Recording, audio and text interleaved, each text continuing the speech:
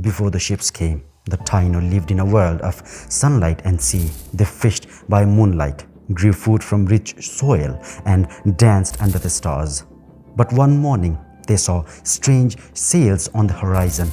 They don't know it yet, but everything was about to change. They greeted Columbus with kindness, offering food, gifts, and peace. He saw gold, he saw power, and brought chains. This is not just a story of a first contact.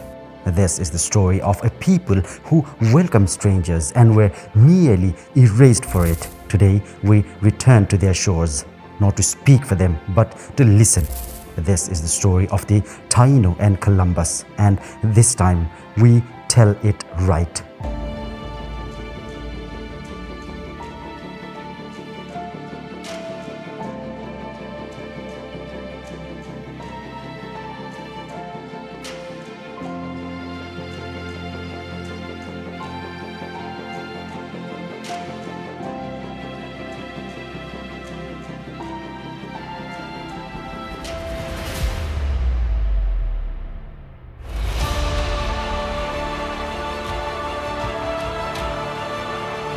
Long before the maps were redrawn, before flags were planted and lives were torn apart, the island of the Caribbean were home to a people who lived in rhythm with the nature.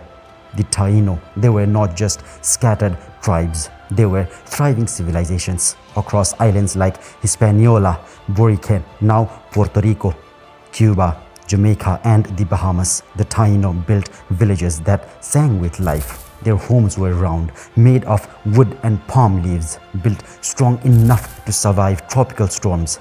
In the center of each village was a plaza where people came together to talk, dance, and celebrate under the star. The Taíno, they were farmers, and their land fed them very well.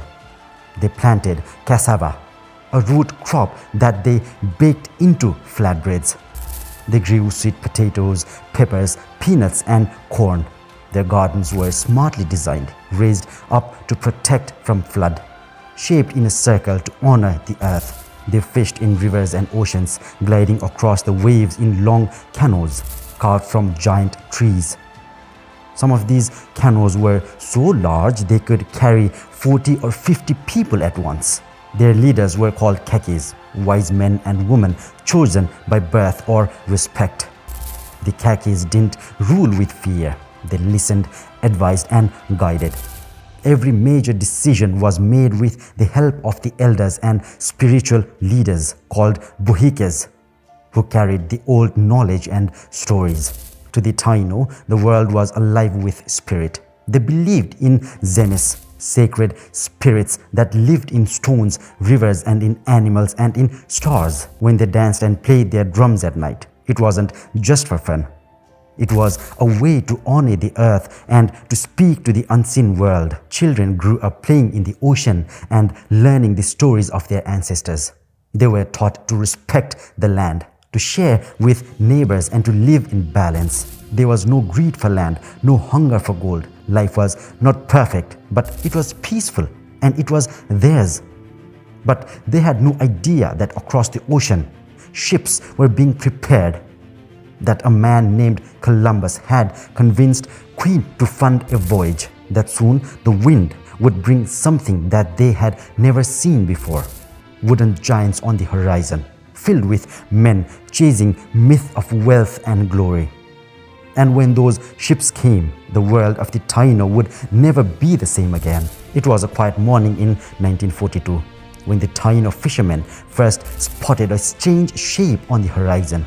They weren't birds, they weren't clouds. They were towering ships with white sails like giant wings, slowly approaching their shores. The Taíno had never seen anything like them. Curious, not afraid, they ran to the beaches, their bare foot sinking into warm sand as they pointed towards the sea. They stepped onto the land with swords at their sides and crosses around their neck. Their leader introduced himself as Cristobal Colon, Columbus. He spoke words no one understood, but he smiled, bowed, and offered small gifts, colored beads, cloth, and bells that jingled in the wind. The Taino offered food in return: fruits, fresh fish, cassava, bread. They brought water, shelter, and kindness. To them, hospitality was sacred. They believed these men had come from the sky or from faraway island, so they welcomed them. But behind the smiles of Columbus and his men were hungry eyes. They had come not just for adventures, but for gold, for spices, for land. Columbus wrote in his journal that the Taino were gentle, generous, and they would make good servants. He saw not a people with wisdom, but a people to control. The first days were filled with curiosity. The Taino showed Columbus their villages, their crops, and their way of life. In return, Columbus asked about gold again and again. Where is it? Do you have more? When he saw gold jewelry around their neck, his obsession grew. He wasn't here to understand. He was here to conquer. Then came the planting of flags on beaches where children played. Spanish banners were driven into the sand. The land was now claimed, not asked for, not traded, but claimed. Columbus promised the Spanish crown that he had found a place full of riches and people easy to control. And so he left behind a small group of men and returned to Europe with tales of wonder. He brought with him parrots, a few Taino captives, and stories twisted to please the kings and queens. But the Taino left behind with Columbus's men soon discovered the truth. These men were not gods. They demanded women. They took food without asking. They struck with weapon when they didn't get their way. And so the silence before the storm ended. What began as a welcome would turn into resistance. When the Columbus returned to the Caribbean in 1493, he did not come as a guest. He came as a conqueror, but this time he brought with him 17 ships packed with over 1,000 men, soldiers, settlers, priests, and criminals. He brought horses, iron weapons, war dogs, and orders from the Spanish crown. The age of exploration had turned into an age of invasion. But the island had changed. While Columbus had been gone, the 39 Spanish he left behind had not lived in peace. They raided Taino villages, demanded food, took women, and acted as if they ruled the land. The Taino had tolerated much, but not forever. Their patience broke, and so did the fragile peace. When Columbus returned, he found their settlement destroyed and all his men dead. He didn't ask why. He didn't wonder what had gone wrong. He saw only defense and answered with terror. The entire village were burned to ash. Crops were trampled. The people who had once offered gifts and kindness were now rounded up like animals. Some were executed on the spot. Others were captured and enslaved. Columbus sent thousands of Taino people back to Europe in chains.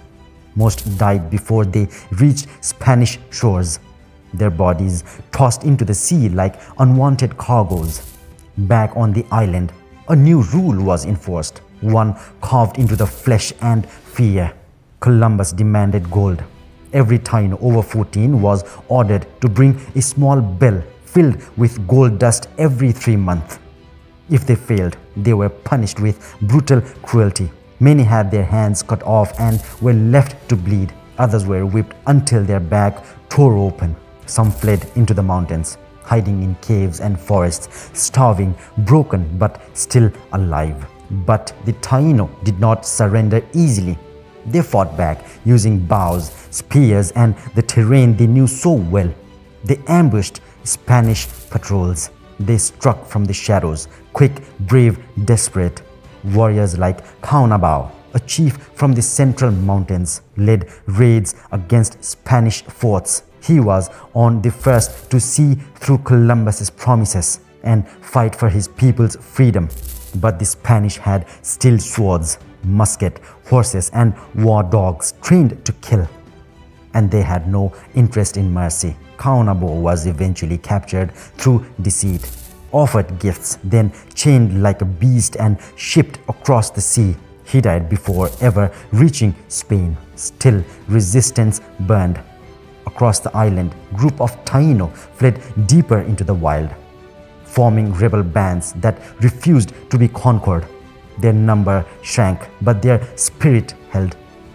They were not just defending land, they were defending language, tradition, family, and memory.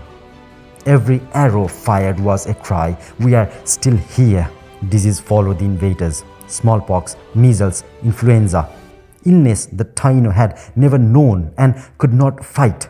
Entire village was wiped out in weeks. Mothers buried children, elders wept in silence. The forest became graveyards. The resistance faded, not because the people gave up, but because their world was dying. By the end of the century, the Taíno population had dropped by over 90%. Their stories, their songs, and their struggles were nearly silenced, but not forgotten. By the early 1500s, the world of the Taíno was falling apart. Villages once filled with music, laughter, and firelight now stood empty. Roofs caved in, hammocks rotting in the rain. The cannies, the family house made from the palm and the cane, were left behind like skeleton of a vanished life. On the roads they once danced and traded, there was only silence. In just a few short years, everything they had built, every story, every custom, every sacred space was coming undone. Disease did what swords could not. The smallpox, measles, and flu brought by Spanish tore through the island like a fire through dry grass. Taíno bodies, never exposed to such sickness before, had no way to fight back. One by one, entire communities withered. Children, elders, warriors, and mothers alike fell. Graves were dug too fast, too shallow. Sometimes there was no one left to bury the dead. The entire Taíno population collapsed, from an estimate hundreds of thousands, possibly even a million, to just a few thousand survivors hiding in forests and mountains. Others were taken far from home, enslaved in mines, beaten on plantations, or shipped to faraway islands where they never saw their families again. But the silence that followed wasn't just physical, it was cultural. Spanish priests burned Taíno carvings, claiming that they were idols. They banned songs, stopped dances, torn down sacred sites. The world of the Taíno, spoken in soft rhythms and ancient prayers, began to vanish from the air. Their beliefs were called myth, their names were erased from the map.